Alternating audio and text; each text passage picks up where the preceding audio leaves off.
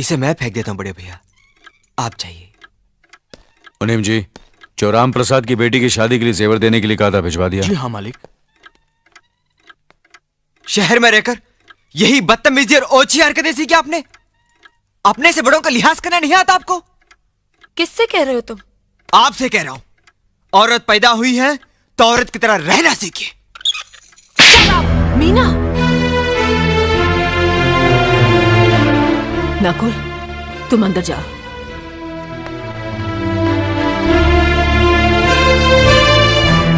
पागल हो गई हो तुम?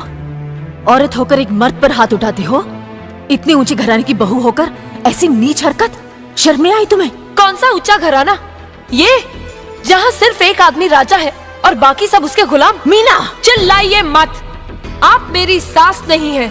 जिस तरह आप इस घर की बहू हैं, वैसे मैं भी हूँ। बहू हो तो बहू की मर्यादा में रहो। मर्यादा की रस्सी में तो आप जैसी जाहिल और गवार औरतें बनती हैं। मुझ जैसी पढ़ी लिखी मॉडर्न जमाने की लड़की नहीं। Uneducated idiots. Excuse me. I am not an illiterate. I am a graduate from the University of Allahabad. I am aware of the modernization of women, but I have not forgotten my culture, my customs, my traditions and my values. And most of all, I'll never ever forget that I am an Indian woman. Modern जमाने की औरत भी औरत ही होती है। उसे भी मर्द ही ब्याह कर ले जाता है, मर्द को ब्याह कर वो नहीं ले जाती। जमाने ख्याल और लिबास बदल देते हैं, औरत के शरीर की बनावट नहीं। लोग तुम्हारे ख्याल की लड़कियों को लज्जत का सामान भले ही समझते हो, इज्जत के काबिल कोई नहीं समझता। इज्जत आज भी उन्हीं औरतों की होती है जिनकी आंखों में हया हो, लाज हो, शर्म हो। हम नहीं कहते कि तुम बंदिशों में रहो, लेकिन अपने दायरे की सीमा को मत भूलो। लड़की जब अपने माँ बाप के घर होती है, तब उसके कांधों पर अपने ही घर की इज्जत का बोझ होता है। लेकिन जब वो बहू बनकर ससुराल जाती है, तब उसके कांधों पर एक नहीं, 2 परिवारों की इज्जत का बोझ होता है। आज जिस तरह तुमने नकुल को तमाचा मारा है, अगर उसी तरह उसका भी हाथ उठ जाता तो तुम्हारी क्या इज्जत रह जाती? कभी सोचा तुमने? क्या बात है?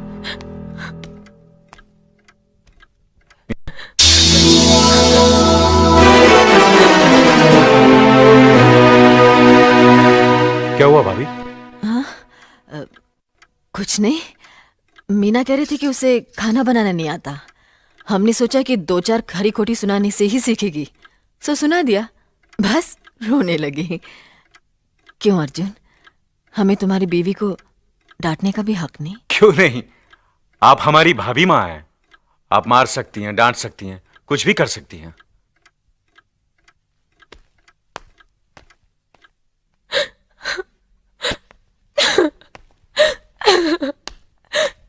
मैंने भूल की जो मैं इन लोगों के बीच आ गई। मेरी तो इस घर में कोई इज्जत ही नहीं है। जब देखो तो सब मेरी इंसल्ट करते रहते हैं। मैं कब से रो रही हूँ, तुम पूछ भी नहीं रहे हो कि मैं क्यों रो रही हूँ। बेकार रो रही है तो कौन पूछेगा? अच्छा, तो मैं तुम्हारे लिए और इस घर के लिए बेकार हो गई हूँ। अरे बेकार तो तुम हो गए अपने परिवार के बीच में रहकर। मैं कब से बोले जा रही हूँ और तुम हो के सुन ही नहीं रहे हो। इंसान की चीख सुनकर लोग शुभ अशुभ का विचार करते हैं, लेकिन जब मेंढकी को जुकाम होता है, उसकी चीख की कोई परवाह नहीं करता। ये मत भूलो कि जब मेंढकी चिल्लाती है तो आंधी और तूफान आते हैं। आंधी और तूफान आएंगे तो उसका नतीजा तुम्हें ही भुगतना पड़ेगा। तो फिर ठीक है, अब मैं तुम्हारे साथ तब भी रहूंगी जब तुम मेरे साथ मेरे डैडी के घर रहोगे।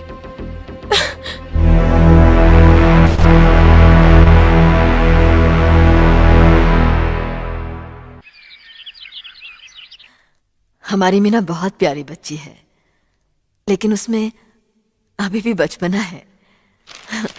हमारे तौर तरीकों को नहीं जानती है ना, लेकिन आहिस्ता आहिस्ता हम उसे सब सिखा देंगे।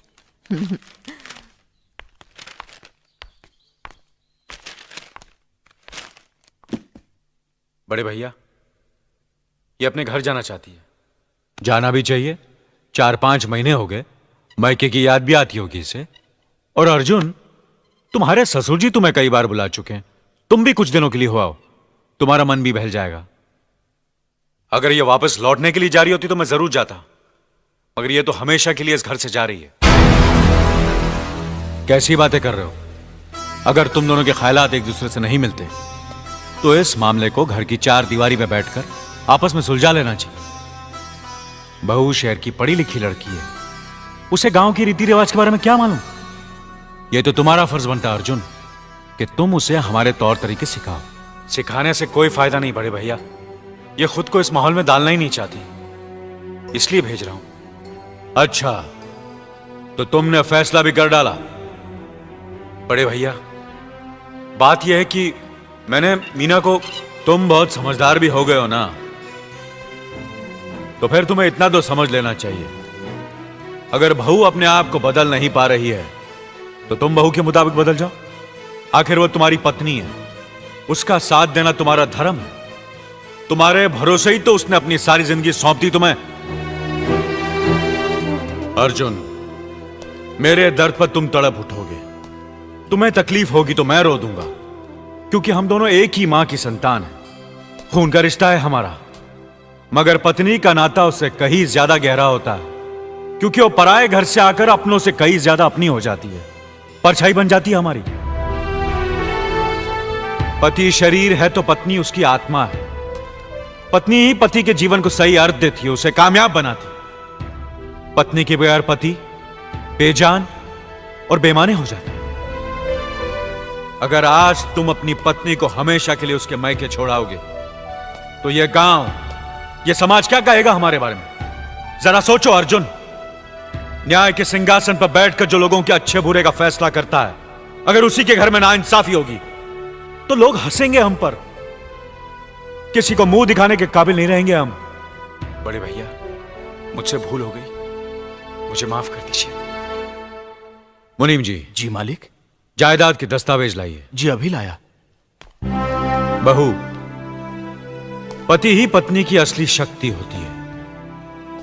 हमारे पुरखों ने कुल धर्म पत्नी के बारे में कहा है, जो पति के काम में उसकी मददगार हो, उसे अच्छी सलाह दे, जो दासी की तरह उसकी सेवा करे, मां की तरह उसे खिलाए पिलाए, लक्ष्मी का रूप हो और धरती की तरह उसमें सहन शक्ति हो, वही आदर्श पत्नी होती है। औरत की सोच मर्द का मुकद्दर बनाती है। वो जब बनाने पर आती है तो कुटिया को महल कर देती है, और जब बिगाड़ने पर उतरती है तो महल को मिट्टी का ढेर बना देती है। मालिक,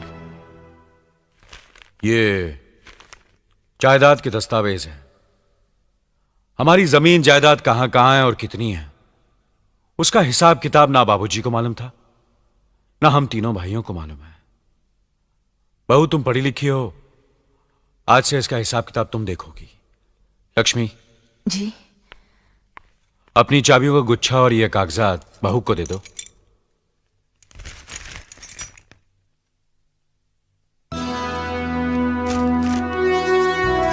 आज से तुम इस घर की मालकिन हो।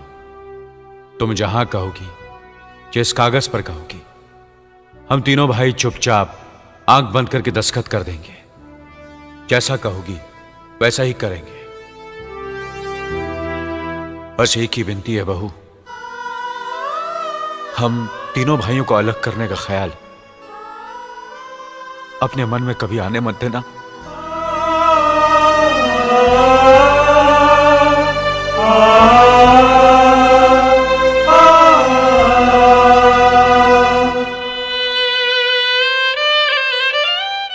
बहुत अच्छा किया तुमने बहू, बहुत अच्छा किया। इनकी आंखों में आंसू देखने की हमने सपने में भी उम्मीद नहीं की थी, लेकिन तुमने हमें दिखा दिया